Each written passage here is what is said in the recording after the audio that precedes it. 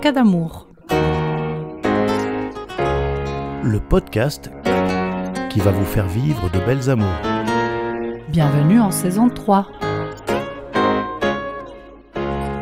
En cas numéro 6, extrait du livre En cas d'amour. Dans cet encas qui inaugure la saison 3 de notre podcast, nous vous partageons un extrait du livre d'Anne Dufour-Mantel qui nous inspire depuis le début de notre travail et qui a donné son nom au podcast. Anne nous dit que le malheur est que l'on veuille faire entrer dans l'amour toute une vie et concilier passion, amour et paix, comme si la violence était un pur accident, la fragilité une erreur et l'ennui un handicap passager. À partir de son affirmation, nous avons souhaité dialoguer sur cette conciliation qui semble pourtant impossible. Bonne écoute.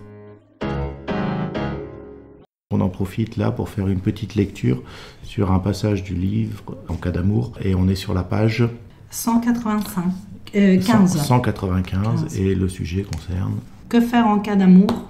Donc elle dit en cas d'amour, que faire? Axe autour duquel tourne toute vie.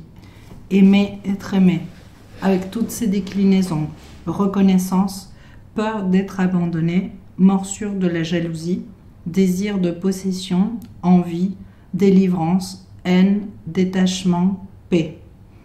Est-ce d'avoir été porté dans un ventre qui nous rend ainsi à la merci de ce sentiment inconstant et sauvage pour lequel nous sommes prêts à abdiquer tout le reste? Nos secrets ont pour axe cet amour. Le malheur est qu'on y veuille y faire entrer toute une vie et concilier passion, amour et paix, comme si la violence était un pur accident, la fragilité une erreur et l'ennui un handicap passager. Mais le secret qui porte le nom de l'amour est comme l'empreinte de notre propre nom, sa doublure silencieuse, son alibi. Avoir été porté par une mère, c'est avoir connu le mouvement, la fragilité, la voix, la texture même d'un autre plus intérieur à soi que soi-même, doublure silencieuse de notre propre soi.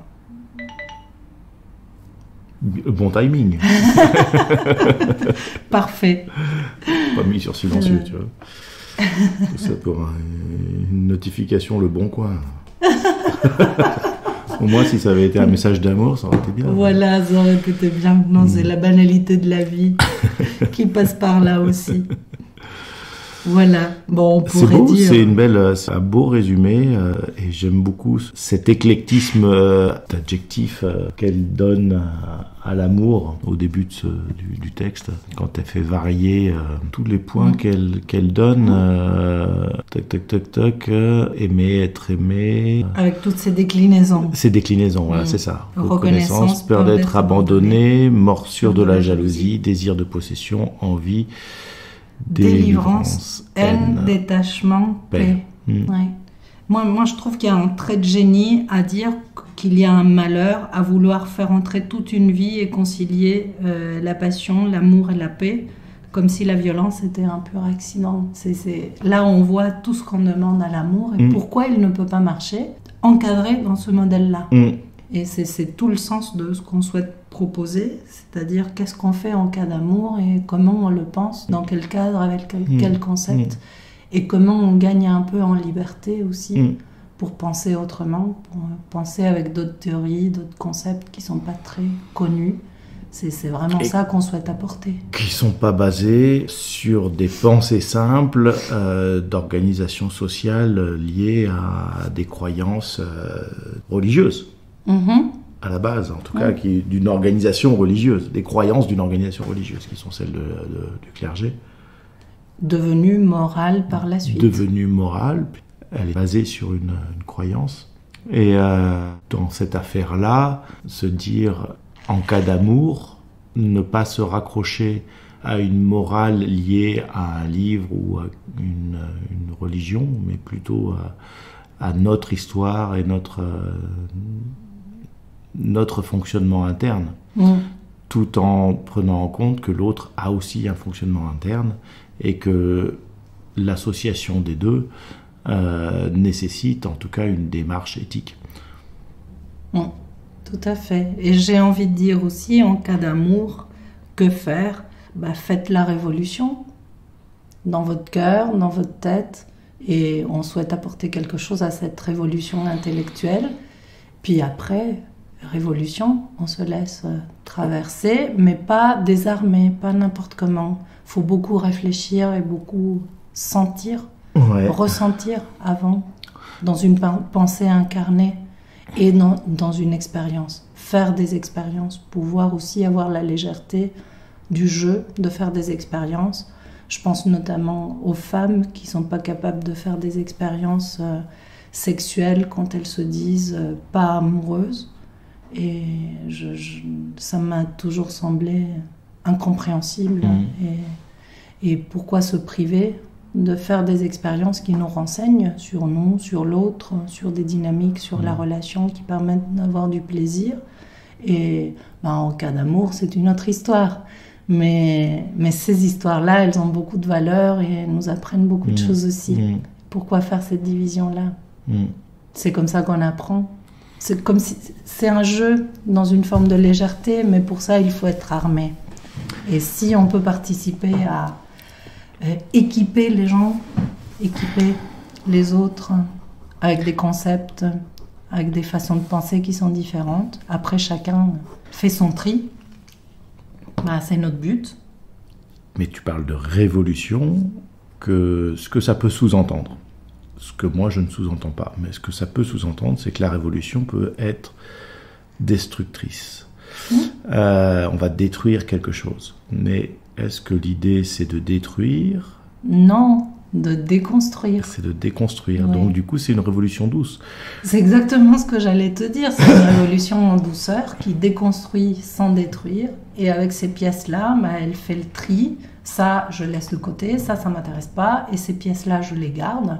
Par exemple, quand on fait toute la critique de l'amour romantique, on ne veut pas dire qu'il ne faut pas garder la tendresse, qu'on ne peut pas avoir des gestes qu'on nomme comme romantiques et qui sont à garder, vraiment à garder. Donc, pour faire la révolution amoureuse, ou la révolution de l'amour, faire évoluer son amour, sa façon d'être en amour aussi, qui peut être aussi une façon de faire, donc il faut être armé. L'idée de cette réflexion que l'on mène, c'est de définir un petit peu par notre échange et son auto-alimentation dans le dialogue, de définir que faire en cas d'amour, vu que de toute façon on est tous sujets à y être confrontés à un moment ou à un autre de notre vie, voire même tout le temps. Oui. Et c'est peut-être parce qu'on le vit nous tout le temps et qu'on l'explore qu'on a envie d'en mettre des mots dessus et de le définir, son cadre, ses limites et pourquoi pas sa façon qui pourrait être une forme de mode d'emploi à utiliser en cas d'amour. Oui, donc je dirais aussi en cas d'amour, faites la révolution pour évoluer. Parce que dans révolution, il y a aussi évoluer.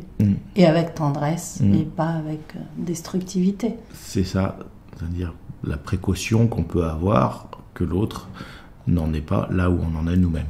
Oui. C'est pour ça que je disais d'abord en soi, cette déconstruction en soi, et puis après voir si l'autre il en est à un endroit où il peut faire un bout de chemin avec nous, partager quelque chose, ou pas. Tout ce qu'on dit là, ça ne parle pas à tout le monde, et ça serait souffrant de s'embarquer sans vérifier qu'il y a un minimum d'entente autour de ces questions-là. Si ce n'est pas le cas, si quelqu'un est très accroché à l'idée de l'amour romantique, d'une forme de comprendre d'une certaine forme de comprendre la fidélité, ça ne peut pas marcher. Il y a la liberté aussi. Donc, pour faire la révolution, il faut être un peu libre à l'intérieur de soi. On pourra le détailler aussi dans quels sont les contextes qui permettent de faire cette révolution. Oui. Ça peut être un sujet en tant que tel à aborder. À quel moment de la vie on peut se permettre de faire cette révolution ? Oui. Et quels sont les terrains les plus favorables, peut-être ? Absolument. C'est vrai que pour nous, pour tous les deux, ça a été un moment où vraiment les conditions étaient bonnes. Oui, c'est ça. Délivré de certaines injonctions. On avait déjà fait couple, on avait déjà fait famille. Ça a facilité. Oui, et puis on arrivait aussi tous les deux avec un niveau d'expérience qui n'était pas le même en même temps. Donc, ce qui a facilité aussi les choses pour que ça puisse se faire. Toi, il y avait un terrain vierge, et moi, il y avait une expérience, on va dire une expérience non cadrée, quoique un peu quand même. J'avais quand même un cadre, quand on s'est rencontrés, j'avais déjà posé un cadre éthique à ma façon d'être en relation. Oui, mais j'ai l'impression que comme tu n'étais pas complètement séparés, tu ne pouvais pas le vivre pleinement. C'était un peu circonscrit. Tu devais faire attention encore. Oui. Tu pouvais pas tout le temps être en vérité ou dire tout ce que tu vivais. C'était le prix à payer et c'est comme ça que tu pouvais le vivre. Oui. Et j'ai l'impression que après, avec ta séparation, tu as pu vivre tranquillement ce que tu es, tout le temps, partout, dans toutes tes relations. En tout cas, aller plus loin dans l'expérimentation. Parce que c'était toujours tranquille, c'est pas dit, mais il n'y a pas eu des moments que tranquilles. Mais dans tous les cas, j'avais cet espace total de liberté qui favorisait l'exploration, sachant qu'il y a quelque chose qui me vient en tête en même temps. Je ne considère pas l'autre comme une expérience. Bien sûr, non. Bien sûr que l'autre n'est pas un cobaye. C'est ça. Parce qu'on vit des expériences. Ça peut être pris comme ça. Donc, c'est important qu'on le dise. Je pense que je peux parler pour toi aussi. On fait des expériences incarnées et on y met tout notre cœur. Donc, à partir de là, l'autre n'est pas un cobaye. L'autre est un autre. Même si il y a des moments où l'autre, il peut se sentir comme un cobaye, comme un objet, pas considéré, mais là, c'est là où il faut faire la part des choses de est-ce qu'on a mal fait, mal communiqué, mal agi. C'est tout à fait possible, hein. Ce n'est pas parce qu'on réfléchit sur l'éthique qu'on fait toujours ce qu'il faut, comme il faut, au moment où il le faut, hein.